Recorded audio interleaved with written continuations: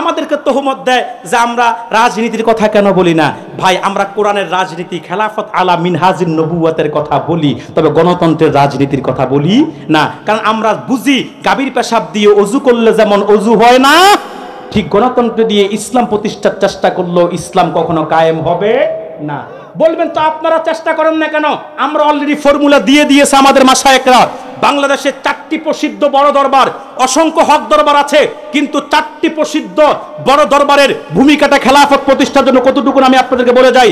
সারসিনার বর্তমান হযরত পীর সাহেব কেবলা, যিনি আবু নসর নেসারউদ্দিন আহমদ হুসাইন, তিনি অলরেডি ঘোষণা দিয়েছে যে রাষ্ট্রে যিনারা আছেন, আপনারা তো গণভোটের জন্য পাগল হয়ে গেছেন গত কয়েকদিন ধরে, তো আপনারাও তো দিন কায়েম করতে চান, আমরাও দিন কায়েম করতে চাই, তো রাষ্ট্রের শাসককে বলেন যে গণভোট করা হোক, এই দেশে ইসলাম প্রতিষ্ঠা খেলাফতের ভিত্তিতে কায়েম করতে জনগণ চাই কি চায় না, সেটার জন্য গণভোট হয়ে যাক।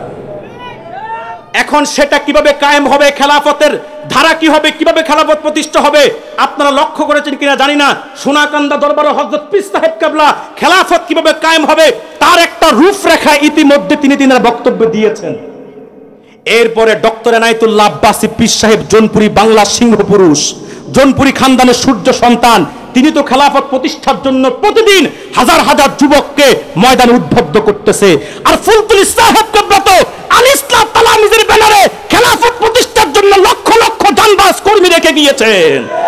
এখন আমরা চেষ্টা করতেছি আমাদের ধারায় সঠিক নিয়মে, তোমরা যদি সত্যিকার দিন কায়েম চাও, আসো আমাদের কাতারে এক হয়ে যাও, আল্লাহর ওলিদের সাথে হাতে হাত রেখে খেলাফত আলা মিনহাজুন নবুওয়াতের ভিত্তিতে আগামী দিন বাংলাদেশ চালানোর প্রচেষ্টা চালাও।